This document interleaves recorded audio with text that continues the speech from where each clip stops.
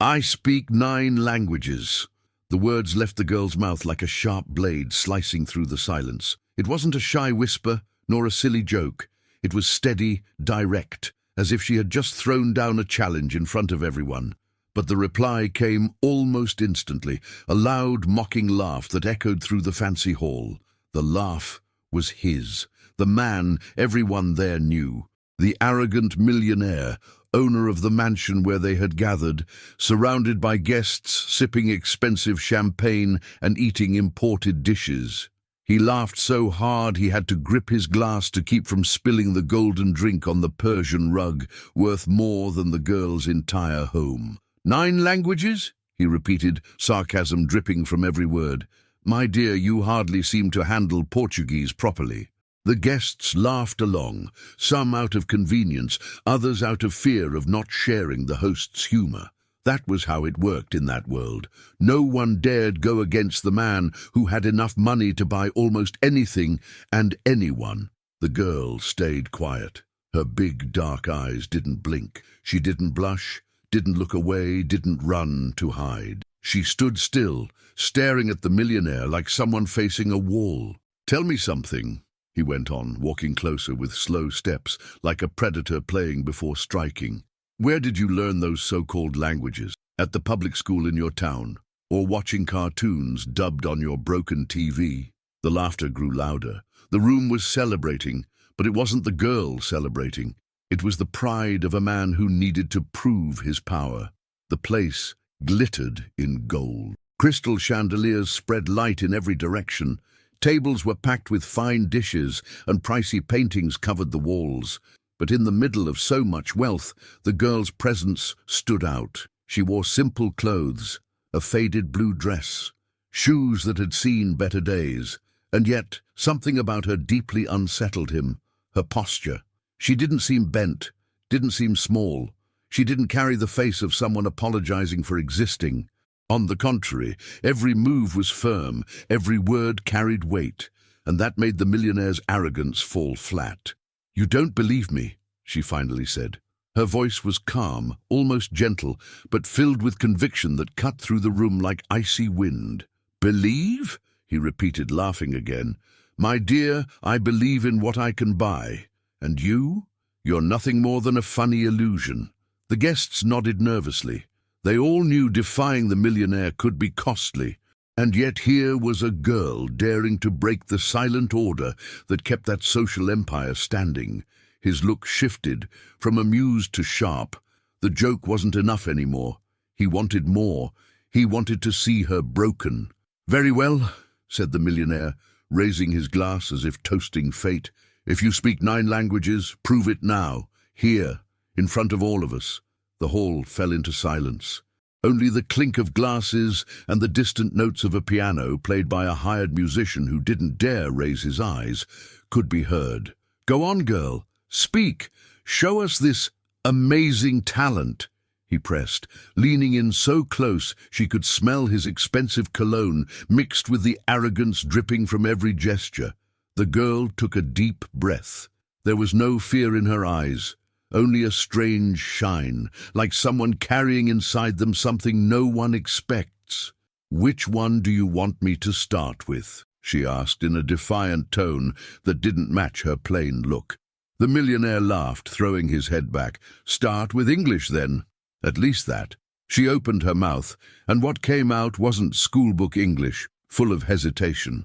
It was clear, sharp words, with flawless accent, like she had lived in London for years.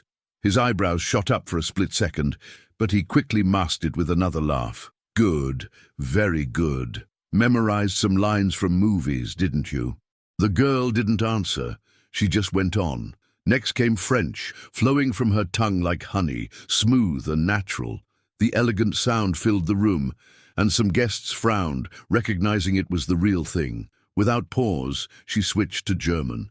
The heavy, firm words echoed through the hall, pulling gasps of surprise. The millionaire was no longer laughing. That proves nothing, he said, trying to regain control. Any circus clown learns a few words to impress. But there was something different. Every language she spoke wasn't just repetition. It was alive. There was emotion, rhythm, soul. Those who understood could see. This wasn't memorized lines. It was real mastery. And still, the humiliation hung in the air. Because no matter how much she showed skill, everyone was waiting for the verdict of the man who ruled that crowd. He stepped closer, eyes narrowed like someone studying a riddle. 9 languages, that's what you said? He muttered almost under his breath. Then you'll have to prove each one, every single one. The girl lifted her chin, as if accepting the battle being forced on her. The whole hall breathed tension. The guests who once laughed were now split between curiosity and fear. The millionaire had opened an arena, and there, surrounded by wealth and arrogance, a simple girl was about to face not just a rich man, but the weight of collective doubt. She glanced around, met each face that looked at her with disdain, and said with a steady voice, "I won't prove anything to you. I will show it." And at that moment, the game began. The silence that fell over the room was heavy. Nobody dared laugh now, but no one was willing to defend her either. All waited, like spectators at an uneven fight, to see who would win, the millionaire with his pride or the girl with her boldness. He stepped back, lifted his glass, and with a gesture of contempt declared loud enough for all to hear, "Well then, ladies and gentlemen, since we have here such a confident young lady, let's make a little show. She claims to speak 9 languages. Then let her entertain us." Some guests laughed nervously, others clapped weakly, as if afraid to upset the host. The millionaire loved this, turning every moment into a stage for his superiority. He turned to the girl and pointed his finger, almost touching her face. "You'll have to prove what you said, not just random words, not just a hello or a how are you. I want to see you talk, answer, hold a real conversation." The girl stayed firm. Her plain dress looked even more out of place among the glittering jewels around, but her steadiness was so strong that some guests began exchanging uneasy glances. There was something about her that broke expectations. "And of course we won't do this for free," he went on with a crooked smile. "If you succeed, I'll give you 100,000 rays. Here, in front of everyone." A murmur spread through the hall. 100,000. Enough to change the life of someone like her. But his tone wasn't generous. It was mocking. He offered it like tossing crumbs to a dog, expecting it to crawl for them. "And if I fail?" the girl asked without lowering her gaze. "Ah," he grinned, pleased. "If you fail, you'll have to admit you lied. Right here in front of everyone. You'll apologize for wasting our time with your fantasies." People held their breath. The stage was set. The reward was tempting, but the risk was cruel. Complete public humiliation. "I accept," she replied without a pause. The crowd stirred. The millionaire spread his arms triumphant, as if victory was already his. "Excellent," he said. "Then let's begin." He snapped his fingers, and one of the workers brought a small, portable microphone, the kind used for impromptu speeches at parties. The millionaire handed it to the girl like someone handing over an unloaded weapon. "Come on, girl, show us what you know. Start with English." She drew a deep breath, held the microphone in both hands, and slowly began to speak. It wasn't just a greeting. It was a full introduction, elegant, with long sentences, rich vocabulary, natural flow. Those who understood English were left open-mouthed. No mistakes, no stumbles. The millionaire folded his arms. "Not bad, but English any hotel waiter knows," he said with a half-smile. "Now French." The girl switched languages as easily as breathing. The words came out soft, with perfect accent. The guests who spoke French among themselves couldn't believe what they were hearing. Some even exchanged looks, confirming it was real.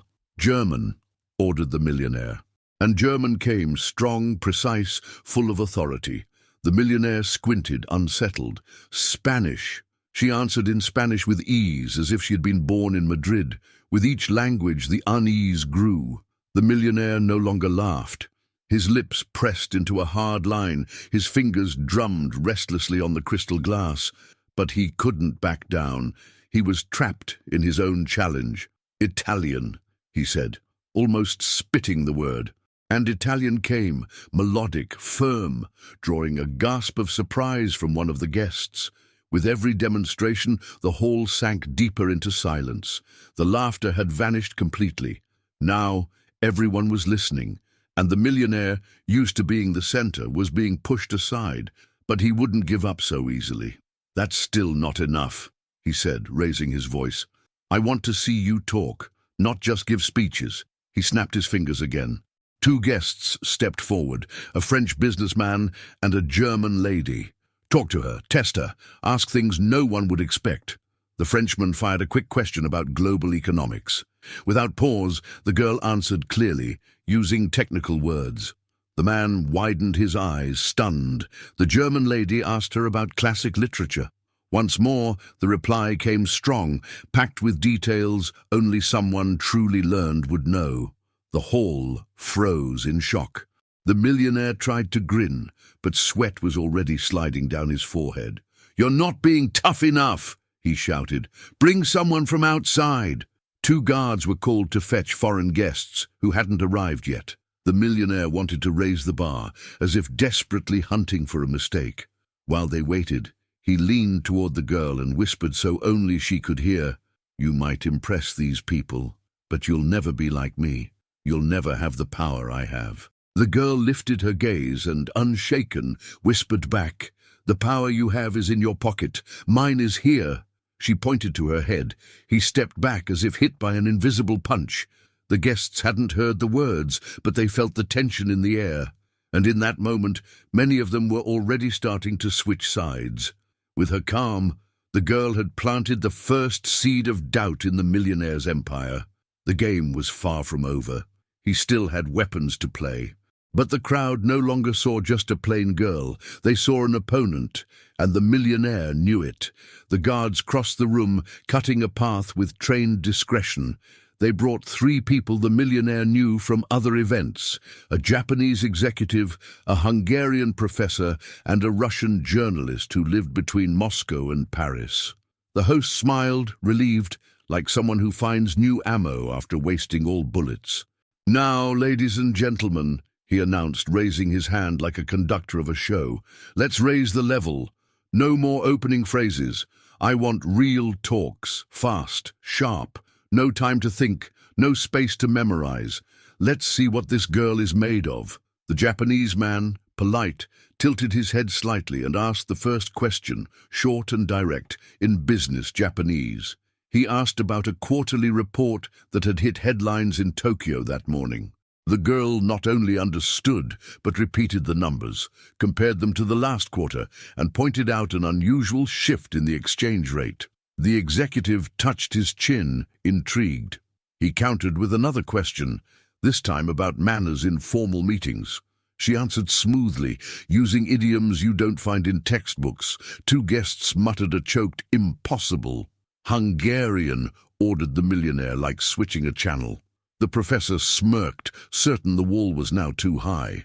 He threw a long phrase, packed with grammar cases, that would trip any advanced student. The girl breathed and threw it back, not just correct, but with the rhythm of someone who had stood in Budapest, feeling December's cold wind along the Danube. She then asked the professor about Hungary's magical writers, citing passages, tricky names, and little details of translation. The professor blinked twice, like dust had hit his eyes. It wasn't dust. It was shock. "Russian," said the journalist, cutting through the tension without waiting for the host. She fired a sharp question about freedom of the press, and the girl answered firmly, choosing words any native would spot as genuine. The journalist pressed her lips, weighing every syllable. Then she pushed, asked the girl to switch tone from formal to casual, like sitting in a cramped cafe chatting with friends. The girl shifted gears smoothly, dropped a slang, told a two-line mini-story, laughed at herself in Russian, making the whole circle laugh without knowing why. Those who understood laughed for real. Those who didn't laughed by contagion. The millionaire, until then only tense, felt the first crack inside. The soft clap that rose from a corner stung his ears. He raised his dry hand like a stoplight. Not yet. His voice came less steady than before. This only proves she studied well. But I want to see the limit. He paced in short circles, like an old lion tracing his ground, just to remind himself he still ruled. He stopped in front of the girl, close enough for her to catch the tiny twitch in the corner of his eye, that flicker of fear powerful men work so hard to hide. You said 9 languages. How many are we at? 7, she answered without bragging. Great, then let's go with a different one. He snapped his fingers at the waiter. Bring Mr. Basil. From the back appeared an older man with dark skin, a shy smile, eyes filled with stories. His Portuguese carried the taste of the sea breeze. The millionaire spoke, almost like an actor. He's from Lebanon. I want to see you talk to him in the tongue of your grandparents. Arabic? Someone whispered. Without waiting for a formal invite, the girl turned to Mr. Basil and let out the first phrase in Arabic, soft like music. She asked which city he came from, mentioned a traditional sweet, spoke of the scent of cardamom. Mr. Basil let out a touched laugh, and in a sudden move, placed his hand over his chest. They spoke for 2 minutes. 2 minutes enough to awaken a memory, the smell of home, the porch of a faraway childhood. When they finished, Mr. Basil discreetly wiped the corner of his eye, and in Portuguese said softly, "This isn't just language. This is respect." The words cut through the hall like a clean blade. There was no applause. There was silence heavy with meaning, and silence sometimes weighs more than a crowd. The millionaire bit the inside of his cheek. He searched for his last bullets. 8 languages. But she had said 9. 1 remained. 1 missing, right? He said, forcing a smile. Then let's go to the last one. How about... And he paused with drama, fishing for something exotic. Icelandic. There was a collective "oh." A few guests laughed nervously, like watching a trick about to fall apart. The girl breathed, made that tiny gesture of someone sorting the shelves in her head, and then spoke. It wasn't a speech. It was a simple question, the kind that opens doors. Have you ever visited the Gullfoss Falls? The accent was clean, the vowels sliced the air the right way. She followed with a line about the wind in Thingvellir, about the tectonic plates, a detail any Icelander would recognize. There was no Icelander in the room, but a grey-bearded man straightened in his chair. He was a geologist. He knew that valley. He knew, above all, the courage to pronounce names that twist foreign tongues. And the twist never came. 9. The count hung in the air like a magic number. The millionaire himself, without noticing, took half a step back. And that was the moment the turning point stopped being rumor and became fact. Enough of this act, he said, forcing his voice to stay steady. You finished your little show. Congrats. He stretched his hand to the butler. Bring a check. The butler hesitated, the smallest of gestures, almost invisible but noticed by the attentive. The millionaire lifted his chin. The check. Now.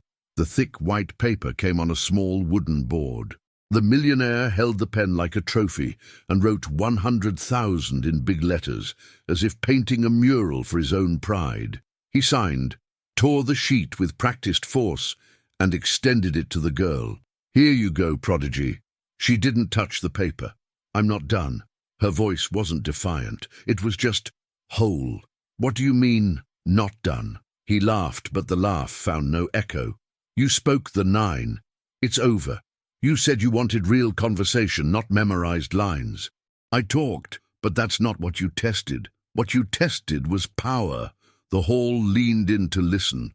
The millionaire narrowed his eyes. And what's your point? My point is you never asked me to translate anyone here. You asked me to bow down. Those are different things. For a moment the host lost his expression, and when he got it back, the smile was wrong, cut, dangerous. Nice line. He tossed the check toward her. Take it. I don't like wasting time. You won the game. Take the prize and go home. She looked at the paper floating lightly through the air and let it fall at her feet. A sigh ran through the rows of guests, like wind through dry leaves. I don't keep your money, she said calmly. I keep the truth. A murmur spread in the corners. Proud, someone whispered. Foolish. risked another. The millionaire tried to laugh, but the sound came rough, short. Truth. He spread his arms to the hall. The truth is simple. I pay. I rule.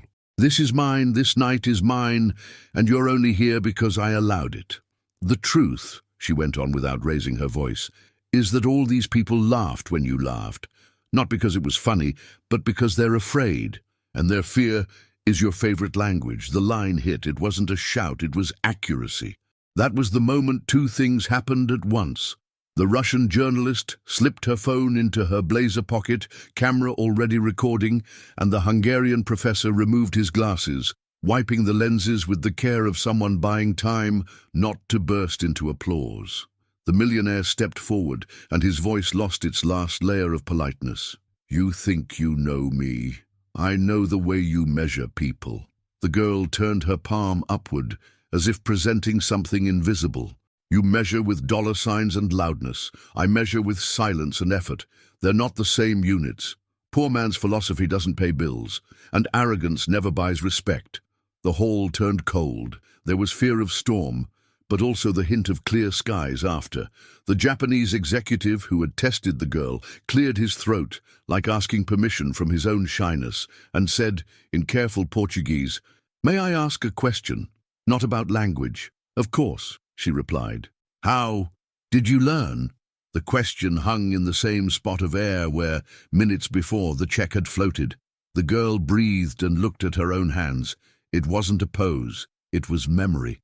"With hunger," she said. "Hunger to understand the world.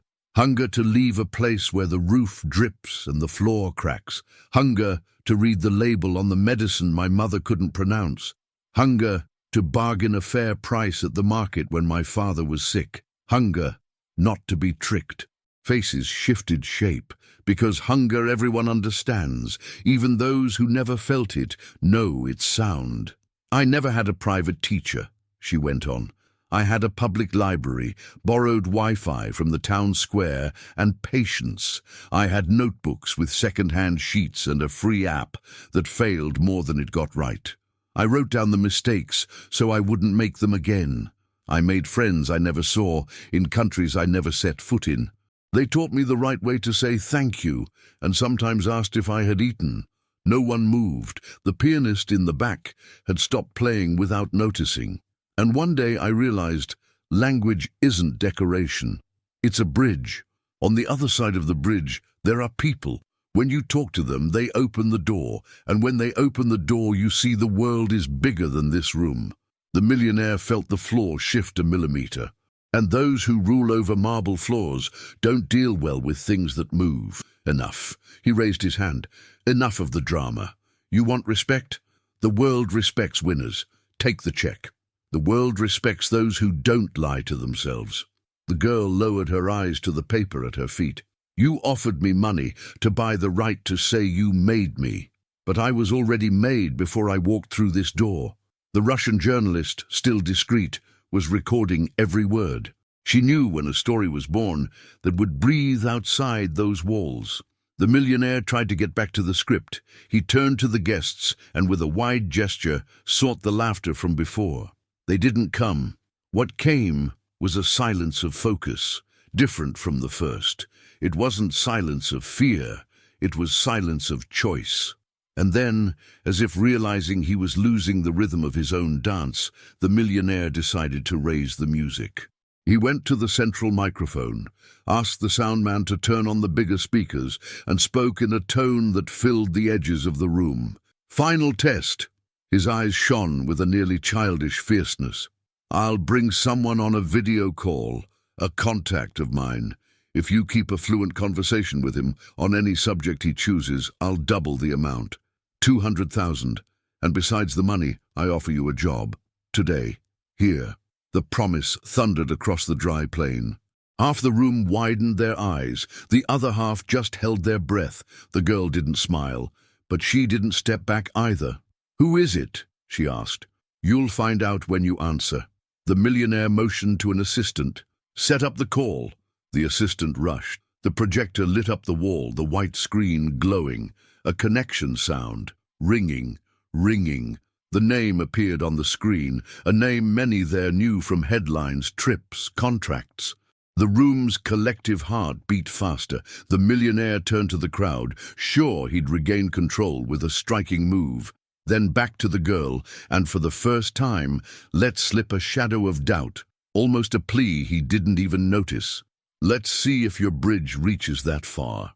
The call connected, and it was in that exact second, while the image was still sharpening, that the entire room understood. The game had changed owners. Because the girl, calm, was already 2 steps ahead, where language ends and courage begins. The giant screen glowed at the back of the hall. The guests held their breath, eager to see who would appear on that video call. The millionaire, arms crossed, wore a cold smile as if he had prepared his final card. The image cleared. A man in a perfect suit, shelves of books behind him, a stern face. He was a foreign diplomat, known for representing his country in tough negotiations and global meetings. Someone who accepted no slips, who caught every detail, every word out of place. "Good evening," he said, in English with a heavy accent. "Who am I speaking to?" The millionaire leaned toward the camera, eager to show his trap. "You're speaking with a young woman who claims to speak 9 languages. I want you to test this for me. Ask any question, in any language you know." The diplomat raised his brows, intrigued, then fixed his eyes on the girl. "Let's see," he said, and without giving her time to prepare, he fired the first question in fast French, full of diplomatic terms. The girl answered without hesitation. Not only did she respond, she added a current political reflection, citing the stance of another European country on the same subject. The diplomat straightened, surprised by her clarity. Without pause, he switched to Spanish. He asked about Latin America's relationship with global economic groups. The girl gave a steady answer, pointing out data and historic examples. The millionaire at her side was beginning to sweat. The diplomat smiled faintly and then pushed harder. He moved to Russian, a language that forgives no mistakes. Long phrases, heavy vocabulary, complex structures. The girl kept up, returning each answer with the same depth. She used local expressions, cultural comparisons, metaphors only someone who had lived or studied deeply would know. The few guests who understood Russian widened their eyes. The millionaire tried to hide his unease, but the diplomat noticed. He decided to go further. "Now, Arabic," he said, crossing his fingers in front of his mouth. The hall sank into silence.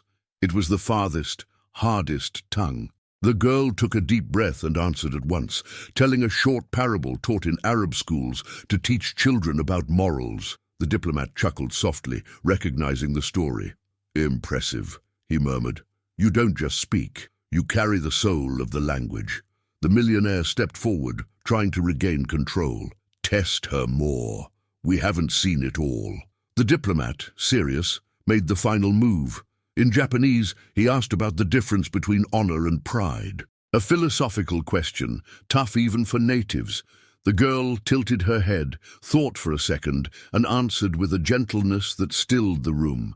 She explained that pride is heavy, seeking approval from others, while honor is quiet, born inside, and needs no display. The words, plain and deep, echoed through the hall like they had been carved in stone. The diplomat sighed and spoke in English, staring straight at the camera. "I confirm. This young woman speaks the languages with fluency. More than that, she speaks with truth. She has something many of my colleagues, even with years of career, can't hold. Authenticity." The millionaire froze. The confirmation from an international authority in front of his entire crowd was a blow too strong. Guests began murmuring, some already clapping softly. The Russian journalist, still with her phone hidden, filmed every second. She knew this was a story that would spread around the world. The girl, however, didn't smile. She didn't raise her arms in triumph, didn't celebrate. She only looked at the millionaire and said calmly, "Truth doesn't need applause." The words cut like a blade. The millionaire clenched his fists. He couldn't let it end like that, not after being challenged in his own house, in front of his guests. "Very well," he said, forcing a smile that fooled no one. "You surprised me. But one thing is still missing." He walked to the center of the hall, raising his voice. "I want everyone here to understand this night is not about a girl trying to shine. It's about me, about what I built, about the space I gave for this to happen." But no one reacted. The eyes were on her, not him. With every word he spoke, he seemed to be shouting alone inside a void. The millionaire then made the final decision. He would expose the girl another way. No more with languages, with personal humiliation. "Tell us, girl," he said, turning to her. "Where did you come from? Where did you learn all this? Because everyone here knows that, with clothes like yours, you didn't study at Harvard. You must have come from poverty, from the mud, from some place that reeks of failure. So speak, tell your origin, show that behind this act you're nothing more than a poor girl trying to look important." The silence was brutal. It was his last attempt to crush her, to flip the eyes. The girl drew a long breath. She knew everyone was staring. She knew her next move would change everything. She then stepped forward, lifted her chin, and began to speak. And what came from her mouth wasn't a complaint, nor an excuse. It was raw truth, turned into a sword. The girl breathed deep. The whole hall was bound in silence, waiting for her to falter. The millionaire smirked with malice, believing that by exposing her roots, he would finally drag her down. But instead of faltering, she stepped forward. The glow of the chandeliers lit up her eyes, now like steady flames. "You want to know where I came from?" she asked, staring straight at him. "Then I'll tell you." The guests leaned forward in their chairs, focused. Her voice didn't shake, but it carried a weight that made every word land heavy. "I came from a neighborhood you don't know. Cracked streets, light poles that barely worked, houses that looked ready to fall with the next rain. I grew up listening to the drip in a bucket, sharing stale bread with my siblings. My mom left before sunrise to clean houses. My dad wore himself out on construction sites, and still the money was never enough." She paused, letting the silence stretch. "I didn't have fancy toys. My school had no air conditioning, no labs. I didn't have private tutors or exchange trips. I had one old notebook, borrowed pens, and a small public library, where the books were so worn the letters sometimes vanished from the pages. Some guests exchanged uneasy looks. It wasn't the kind of story of luxury they were used to. And it was there, in that quiet room full of used books, that I found my first bridge to the world. Words I didn't know, strange sounds, symbols that seemed impossible to read. While many saw only torn pages, I saw doors. Doors that took me to places my family could never visit. Her voice grew stronger, her eyes locked on the millionaire without blinking. I learned English translating the lyrics of songs that played on community radios. I learned French copying sentences from a torn book I pulled out of the trash. I learned Spanish listening to immigrant neighbors who worked at the market. And each language entered my life like someone handing me a weapon against misery. The guests were hypnotized. No one cared about the expensive wine or the ruined dinner anymore. There was only her in the center, turning her pain into speech. "While you laughed at my clothes," she went on, "I spent nights copying words by hand. I went hungry, but fed myself with knowledge. And when there was no internet at home, I sat in the town square, stealing open signal from a restaurant. The cold cut through me, but I didn't feel it, because I was buried in talks with people on the other side of the world." An old man in the crowd tilted his head, moved. The Russian journalist recorded everything steadily, already knowing the power of that story. "I didn't need Harvard to learn. I needed discipline. I needed thirst. I needed to believe that every new word was a stone taken from the wall that stood between me and the future. And you know what else?" She lifted her chin. "I never wanted to impress you. I just wanted the chance not to be fooled, not to be treated like I was invisible." The millionaire tried to cut in, but the girl didn't give him space. "You think my background is something to be ashamed of, but it's exactly because I came from the mud that I know the value of every victory. You were born surrounded by luxury. I was born surrounded by obstacles. The difference is you buy ready-made bridges. I build mine with my own hands." The words landed like a punch. The millionaire stood frozen, trying to keep his smile, but his mask was starting to crack. The girl turned to the guests. "You laughed at me when I said I spoke 9 languages. You laughed because wealth trained you to believe that talent only grows inside marble walls. But talent isn't the privilege of the rich. It can rise anywhere, even from the cracked floor of a forgotten house. The difference is some nurture it and others bury it." The hall split between shock and reflection. People who once mocked now stared at the ground, ashamed. The girl then ended. "I'm the daughter of a bricklayer and a cleaning lady, and every language I speak carries their sweat. Sweat you'll never see, but more valuable than any check signed on golden tables." Silence, a silence thick with weight. The millionaire tried to take back control. "Nice story, but in the end, that's all it is. A story. Here, the one with power is me. You can impress for a few minutes, but when you leave this room, no one will remember." The girl looked him in the eye, fearless. "That's where you're wrong. What I showed today isn't meant to be remembered. It's meant to be felt, and what's felt is never forgotten." The words fell like hammer blows. The guests began to clap, softly at first, then louder until it rolled across the hall. The millionaire clenched his fists, but he couldn't drown the sound. His grip on control was slipping like sand through his fingers. And for the first time that night, he realized he was facing something he could not buy. The sound of clapping roared through the hall like an unexpected storm.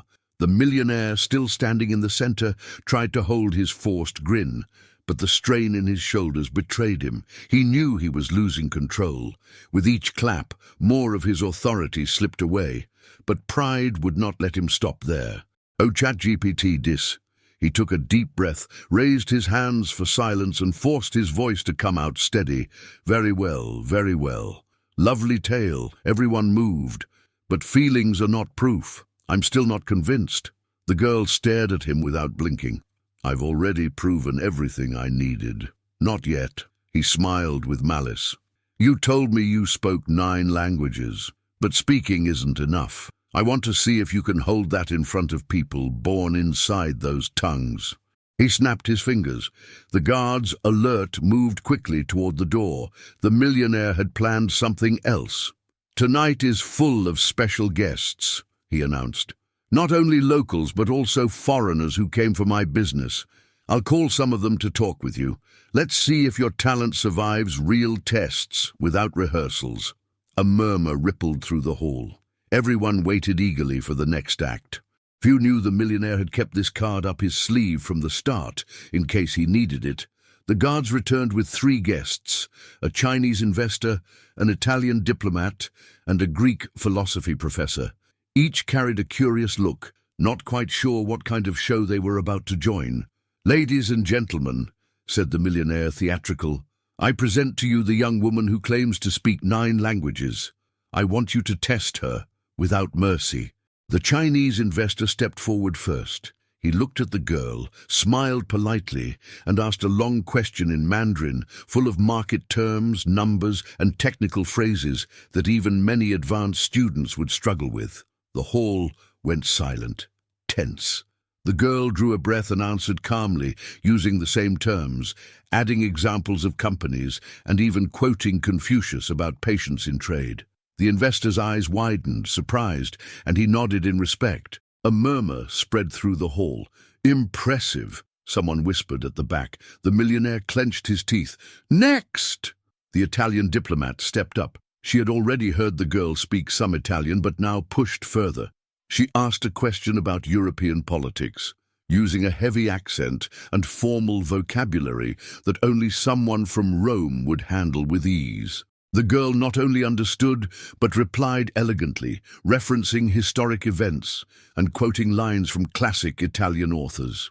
The diplomat raised her hand in a discreet clap and muttered softly, "Perfetta." The whole hall heard it. The millionaire was turning red, but still refused to stop. He pointed at the Greek professor. "Your turn." The professor walked slowly, leaning on his cane, and asked a question in classical Greek, the language of philosophers. A tongue few master, even among scholars. The crowd exchanged glances. Now surely she would fall. But the girl smiled, and as if carrying centuries in her voice, she answered in the same classical Greek, quoting Socrates, finishing with a paraphrase on wisdom and humility. The professor stood still for a moment, then burst into genuine laughter, striking his cane on the floor. "This girl is a rare gem," he exclaimed. "She doesn't just speak, she thinks like someone who studied the great works." The hall erupted in applause. The millionaire, breathless, turned to everyone, trying to keep his pose. "Look, she impresses well. But understand, none of this changes reality. Words are only words. At the end of the day, I'm the one in charge here." But his words no longer carried the same weight. With every new display, the girl earned the respect he tried to strip away. And then, for the first time, the girl stepped toward him. There was no arrogance on her face, only resolve. "You brought me here to shame me. You challenged me, thinking I would stumble. But now everyone sees it's not my truth at stake. It's yours." He swallowed hard but covered it up. "My truth," he sneered. "And what would that be? The truth that you need to belittle others to feel big. The truth that your power depends on these people's fear." She opened her arms, pointing to the guests. But tonight they saw something else. They saw that respect can grow without money, that knowledge can rise anywhere, and that not every silence is submission. Sometimes silence is just preparation to speak louder than you ever dreamed. The hall buzzed with whispers. The Russian journalist was recording everything. The Greek professor smiled as if he'd just witnessed a miracle, and even the Chinese investor bowed his head in respect. The millionaire ground his teeth, trying to hold back his rage. "This isn't over," he said cold. "If you think you've beaten me, you haven't seen anything yet." The girl stood steady, without moving back. "I didn't come here to beat you. I came to show your arrogance was never unbeatable." The whole hall shook with her words. The millionaire realized that for the first time his own party had turned into the stage of his defeat. But he still had plans. And he was ready to go to the edge, to take back control. The millionaire was cornered. Every mastered language, every flawless reply, every round of applause from the crowd was like a stone torn from his throne. And for a man used to being the center of everything, losing control of that room was unbearable. He looked around, trying to find support, but the stares were no longer the same. There were no more submissive laughs, no automatic nods. Many turned their faces away to avoid his rage. Others watched the girl with quiet admiration. The sweat on his forehead gleamed under the chandelier lights. He had to flip the game, no matter the cost. "Enough tricks," he said with a deep voice, forcing his posture. "You may impress with words, but words don't change who you really are." The girl met his eyes calmly. "Who I really am doesn't need to be changed." Those words were like fire on powder. The millionaire stepped forward, pointing his finger at her. "Then show everyone who you really are," he roared. "Tell them how you survive. Tell them that to be here, you must have begged for an invite. Tell them you're nothing but a poor girl who never belonged here." The crowd went silent, shocked by the aggression. Even the pianist stopped, his hands frozen above the keys. But the girl didn't flinch. "I don't belong here," she admitted firmly, "but I belong to the world. And the world is bigger than your mansion." The impact of the line was instant. Some guests even let out audible sighs. The millionaire, angry, tried to strike back. "Pretty words, but you know what matters in the real world. Money. Do you have it? Houses, cars, trips, businesses? No!" He turned to the guests. "Look at her well. She's just a girl who speaks languages, but still owns nothing. None of you would trade lives with her." The girl waited for the echo of his words to fade. Then she lifted her chin and replied, "You're right, I don't have luxury houses. I don't have million-dollar cars. I don't have safes full of money. But you know what I do have? I have freedom. Freedom to talk with anyone in this hall, in any corner of the world without needing a translator. freedom to learn without depending on you, freedom not to bow to your arrogance. The hall lit up. It was as if, with every line she spoke, another wall collapsed. But the millionaire wouldn't stop. He knew he was losing the crowd, so he decided to strike at her dignity. Freedom, he mocked. Freedom for what? To keep walking in old shoes? To live in a house that will collapse with the next rain? To never be sure where the next meal comes from? His face was red with anger. He stepped closer, cornering her before the audience. Tell everyone here, when was the last time you dined at a table like this? When was the last time you ate something beyond cheap rice and beans? You speak 9 languages, but none of them will fill your plate when hunger comes. A cutting silence filled the room. It was the cruelest blow he could try, turning poverty into a weapon against her. The girl felt her chest tighten, but she didn't look away. She let a few seconds pass, letting the weight of the attack linger in the air, and then answered, her voice steady. It's true. I know what it's like to sleep hungry. I know what it's like to split one plate with 3 siblings. I know what it's like to open the fridge and find only silence. But I also know what it's like to wake up every day wanting to change that. And that desire, millionaire, you never knew. The words cut like sharp knives. The audience was spellbound. Many no longer looked at him with respect, but with contempt. You measure people by what they own. I measure people by what they carry inside. And inside me there is something your money will never buy.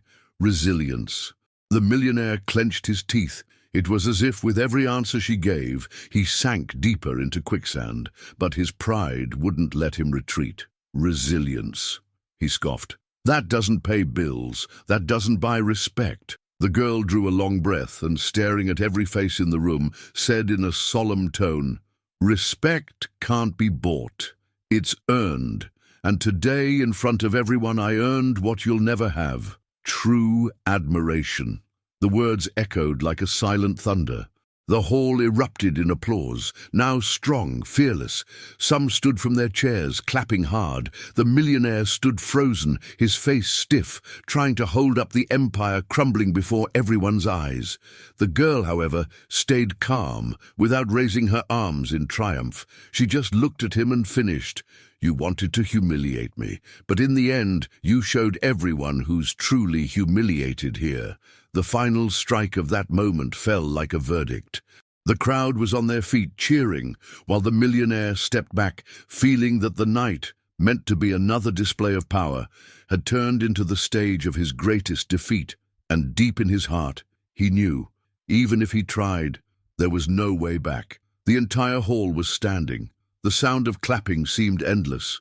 The millionaire, frozen, felt small in his own house. Every clap that echoed was like a hammer blow against his pride. He drew a breath, swallowed his anger, and a cold glint lit up in his eyes.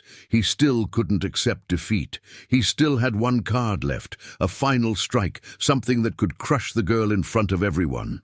Silence, he roared, raising his hands. The audience slowly obeyed, though unwilling. He forced a smile and spoke. Very well, you impressed them. You earned applause, you drew eyes. But I haven't seen your limit yet. You said 9 languages, but I don't believe it's only those. I want to see how far you can go. The girl stared at him, unmoving. I spoke the 9, and that's enough. Not for me, he replied with irony. I want to see you stumble. I want to see you fall. So I'll propose one last test. A language not on your list, something even many scholars don't master. He signaled to his assistant. The man brought a tablet and placed it before him. The millionaire typed quickly, then showed it to the crowd. Here it is, he said, a text in Sanskrit. A murmur rippled across the hall. Sanskrit, the ancient tongue of India, the root of so many traditions, yet rare, hard, almost unreachable. Many there had never heard a single line in it. The millionaire grinned, sure that now, at last, he would win. Read. Translate. Prove you can. The girl looked at the text on the screen. Her eyes traced the intricate lines, complex symbols, a language that seemed to carry centuries of history in every stroke.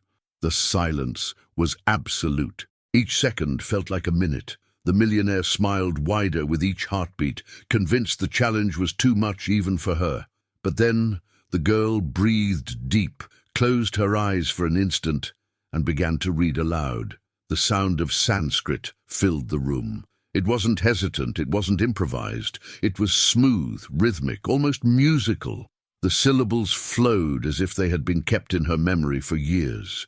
After reciting, she opened her eyes and translated, "He who rules with arrogance rules for little time. The true leader is the one who listens, who learns, who serves. For the glory of pride is fleeting, but wisdom is eternal." A shiver spread through the hall. It was as if the text itself had been written for that moment. Each word rang like a sentence against the millionaire. His face lost its color. The grin vanished. It was as if the world had conspired to turn his final move into his worst failure. The girl continued, staring straight into his eyes. "You wanted to make me stumble, but it was you who fell. This text isn't just a language test. It's a mirror. And in it, everyone here is seeing the reflection of your true face." The audience erupted in applause, now fearless, unrestrained. Shouts of admiration mixed with claps, and some even climbed onto chairs to cheer on their feet. The millionaire, unable to react, looked around like a man lost in his own party. He had prepared every detail of that night to be remembered as a grand host, but would be remembered as the man who tried to shame a girl and ended up shamed. The Greek professor struck his cane on the floor and said firmly, "This young woman is not just a polyglot. She's a symbol of what it means to fight, to endure, and to win without crushing others." The Chinese investor nodded, muttering something about discipline and wisdom. The Italian diplomat discreetly wiped a tear, and the Russian journalist filmed everything, knowing that by tomorrow this story would circle the globe. The girl, however, stayed calm. She didn't raise her arms, didn't celebrate with excitement. She just stood in silence, letting the noise of the crowd be the witness of what she had achieved. The millionaire tried to speak, but his voice broke. He tried to smile, but his stiff face didn't allow it. Defeat was not only in front of his eyes. It was captured in every camera, every phone recording that moment. The girl turned to him, stepped forward, and spoke in a tone that cut through the hall like lightning. "Tonight, you learned something no fortune teaches, that there are people who cannot be bought." The clapping grew louder. Some shouted, others cried. The hall, once a temple of arrogance, was now a stage of justice. And in the middle of the standing crowd, only one person stayed seated, still defeated: the millionaire. The hall still roared with applause as the girl stayed quiet, standing tall at the center, her gaze steady. There was no thrill on her face, only the calm of someone who knew she had already won. The sound of clapping rolled like a steady wave, but in that sea of hands, the millionaire seemed smaller and smaller, sinking into his own silence. He sat slowly on the nearest chair, as if his legs could no longer carry the weight of his pride. The glass of champagne in his hand shook so much that drops spilled onto the Persian carpet. The man who had always prided himself on controlling every detail of his events now couldn't even control his own fingers. The girl breathed deep and raised her hand, asking for silence. Little by little, the clapping faded, until only the echo of the last strikes remained. Then she spoke. "I didn't come here to destroy anyone. I came to show that knowledge doesn't belong to a class, a last name, or a vault full of money. Knowledge is a flame that can rise anywhere, even in the simplest home." Her words hung in the air, heavy with meaning. Some guests shifted uncomfortably, suddenly realizing how much they had been ruled by the millionaire's fear. Others, though, felt inspired, as if they had just witnessed something greater than a language show. The Greek professor, leaning on his cane, raised his voice. "Girl, tonight you reminded us of the real value of wisdom. You showed us that strength isn't shouting the loudest, but standing on truth even when everyone tries to silence you." The Chinese investor nodded. "I traveled the whole world chasing deals and contracts, and I learned one thing. There's no investment more powerful than in yourself. This girl is living proof of that." The Italian diplomat smiled, leaning toward her. "You don't just speak languages, you speak to hearts." The audience buzzed with agreement. The millionaire, seated, lowered his head, unable to face the guests. For the first time, he was no longer the center of the party. The Russian journalist stood and declared, "I recorded everything. This story will travel the world, and I want everyone to know that tonight, luxury didn't win. Truth did." Some guests clapped again. Others, once submissive, now walked to the girl to praise her, offer cards, contacts, chances. It was as if the weight of the scales had flipped completely. Those who once mocked now wanted to be close to her. The girl thanked with humility, without arrogance. Every move of hers stood in sharp contrast to the millionaire's pride, who sat frozen like a statue of broken vanity. At one moment, the girl walked toward him. Everyone held their breath, waiting for her to finally humiliate him. But instead, she simply placed her hand on his arm and said softly, almost in a whisper, "What brought me here wasn't the wish to defeat you. It was the need to prove that no one should be underestimated, not even the simplest girl who dares to dream." The millionaire lifted his eyes, and for a moment he looked like a tired man, stripped of arrogance, but he couldn't answer. The girl then stepped back, turned to the audience and concluded, "I don't want you to take from this night just the image of a girl who speaks languages. I want you to take the certainty that each of you can learn, grow, and change. It doesn't matter if you were born between marble walls or in brick houses. What matters is how much you believe in your own strength." The applause returned, even louder, filling the hall like a collective storm. Many stood, clapping with tears in their eyes. And in the middle of all that energy, the millionaire stayed seated, crushed by the truth he couldn't deny. He had lost. Not just a game of words, but something much bigger. He had lost admiration, respect, and above all, control.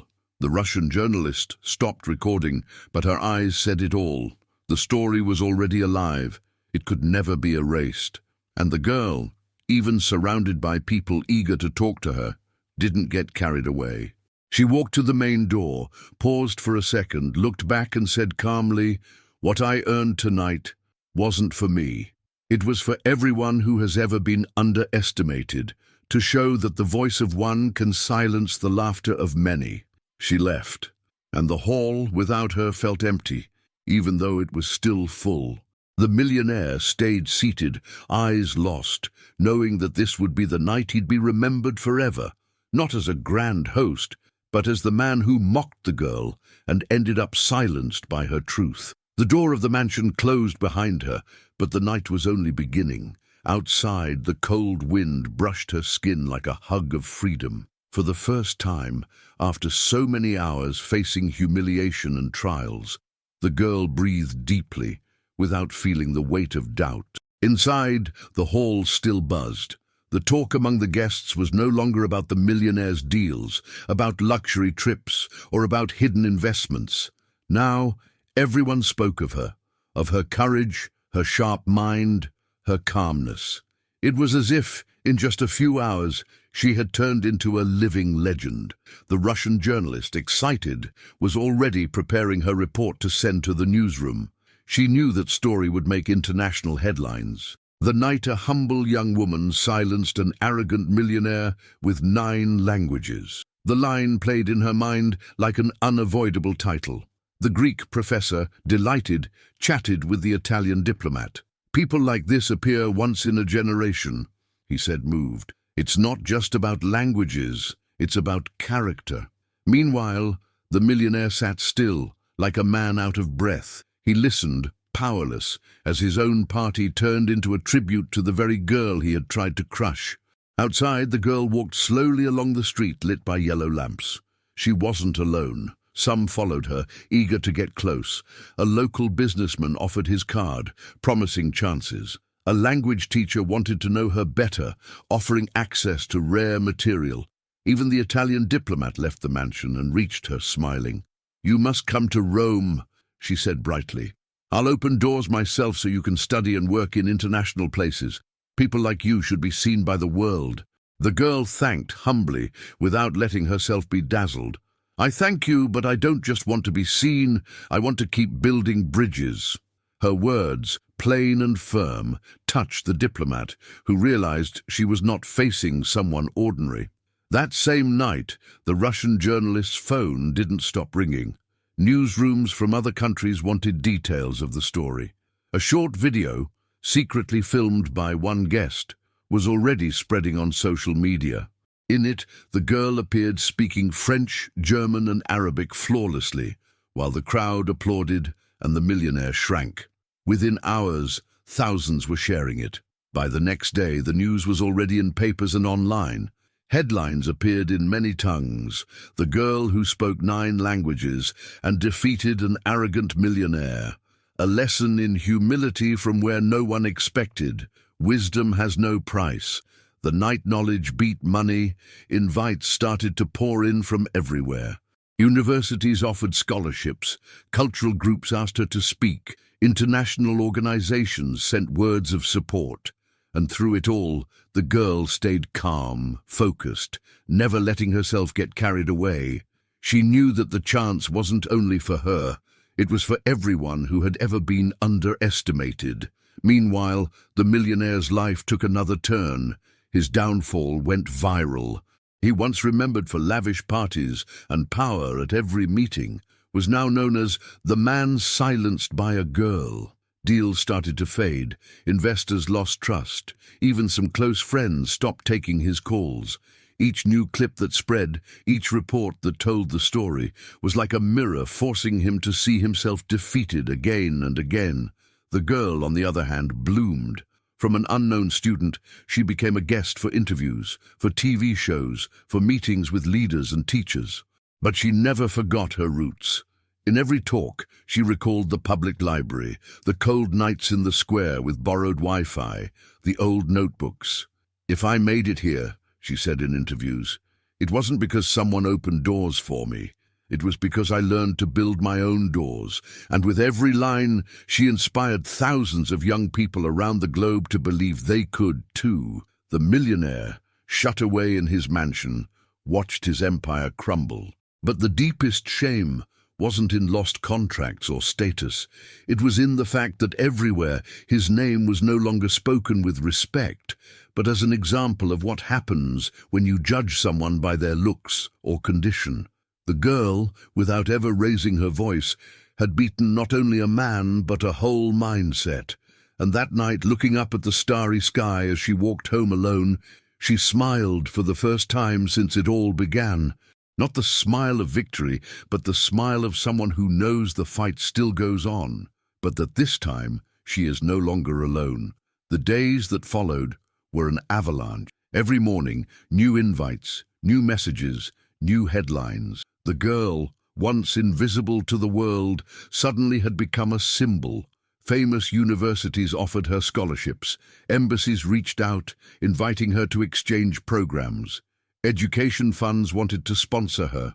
Reporters fought for interviews. Her photo appeared on magazine covers with titles like "The Voice That Broke the Silence" and "The Girl Who Spoke 9 Languages and Silenced Pride." But in the middle of all that noise, she didn't lose her calm.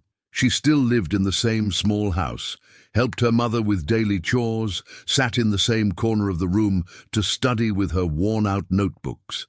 When people asked how she felt about so much recognition, she always answered with the same serenity: "I never chased fame. I chased knowledge. Fame is only the echo." That humility only grew the respect she received. Young people from different countries began to write to her, saying they felt inspired, that they went back to studying, that they decided not to give up. A European TV channel aired the footage filmed by the Russian journalist, and the scene went even more viral. The image of the millionaire sitting in silence, defeated, clashed with the girl standing firm, speaking Sanskrit as if carrying centuries of wisdom. It became a metaphor in debates, talks, even in classrooms. Arrogance crushed by discipline. Meanwhile, the millionaire faced the consequences. Contracts were cancelled, business partners pulled away. invitations to events vanished. But the worst punishment didn't come from outside, it came from inside. Silence. Where there had once been flattery and fake laughter, now there were cold stares, distrust, shame.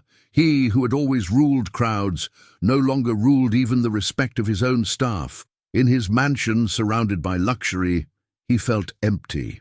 He walked the halls and heard the echo of applause, but not for him.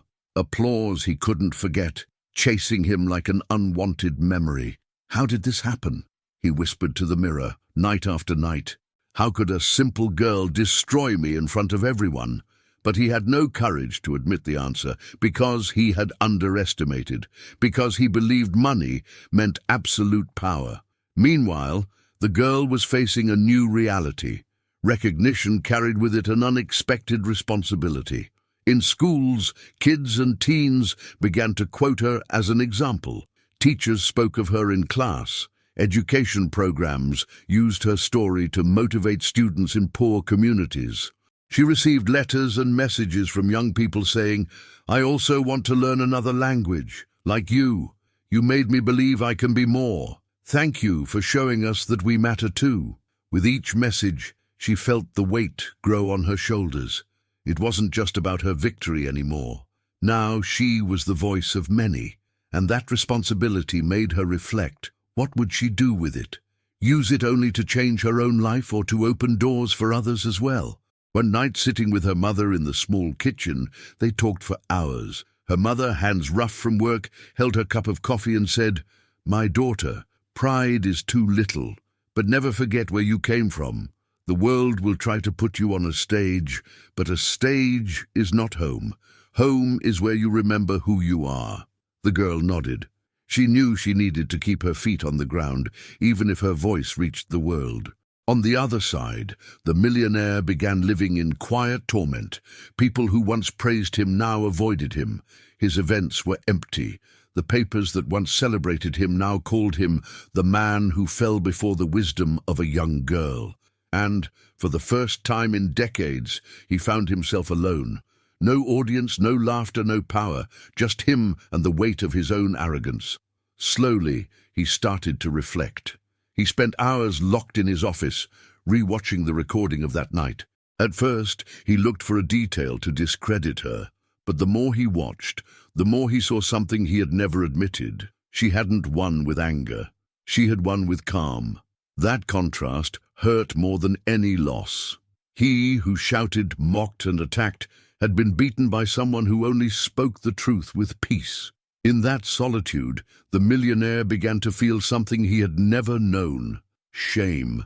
Meanwhile, the girl got the news that she had been invited to speak at an international education forum, not to talk about languages, but to tell her story of overcoming. She hesitated. She didn't like to see herself as a symbol, but she understood she couldn't refuse. It wasn't about her anymore, but about everyone who needed to hear.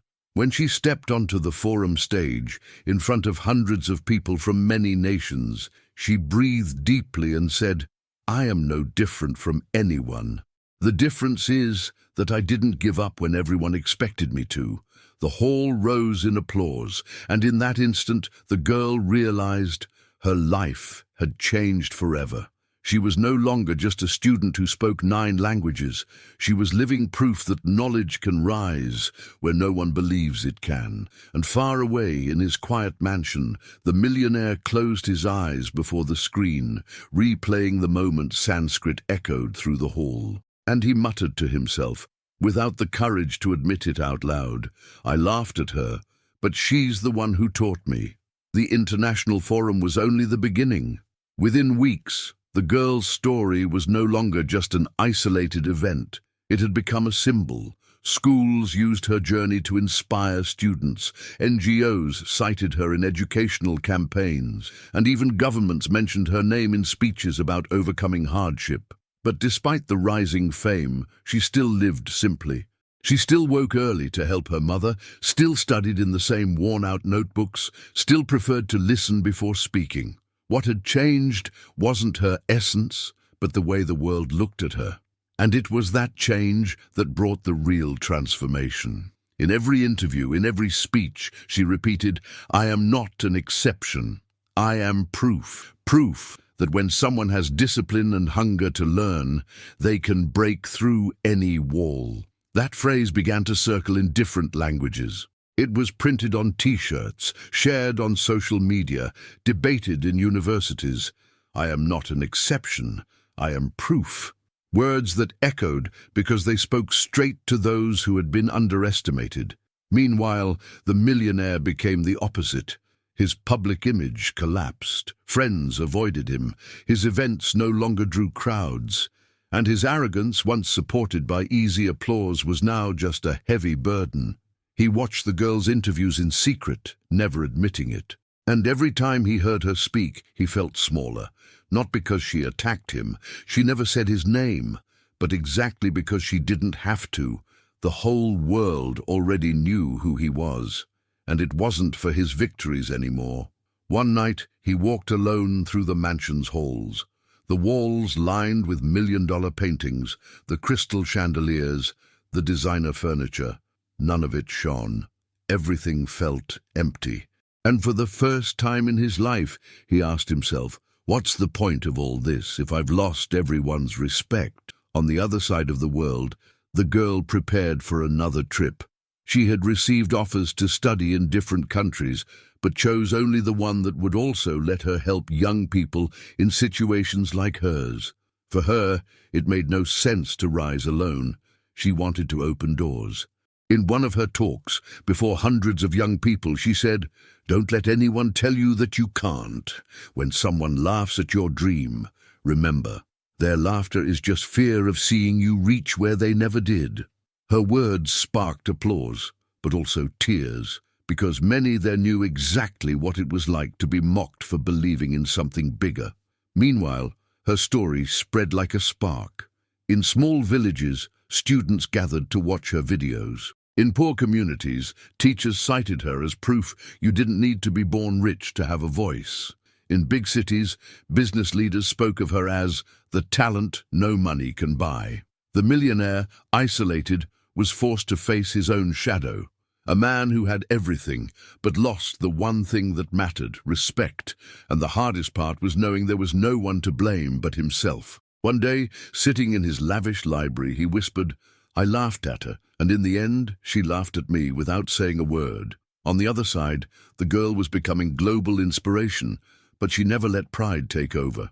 In interviews, she always said, "I don't want my story to be about personal victory. I want it to be about shared hope." And so, her journey stopped being only hers. It became everyone's who dared to believe. The night she returned to her neighborhood, hundreds of kids waited. Some held notebooks, others just wanted to see her up close. She smiled, sat on the ground, and began to teach simple words in different languages. She asked for nothing, wanted nothing in return. She only wanted to plant new seeds, like the ones once planted in her. And maybe it was in that moment, surrounded by barefoot children repeating words in English, French, and Spanish, that the true victory happened. Not in the grand mansion, not in the international forums, not on magazine covers, but there, on the hard ground she came from, when she realized her flame was lighting others. That was the final lesson. Wealth that impresses can be bought, but the wealth that transforms is born only in those who refuse to quit. The millionaire had money, but he had no greatness. The girl had simplicity, but carried within her the strength that crosses generations, the strength to prove that nothing is tougher than discipline, and the courage to believe in yourself. And from that moment on, the whole world would know. Never laugh at someone for their looks, their roots, or their clothes, because the laugh of arrogance may last a moment, but the force of truth echoes forever.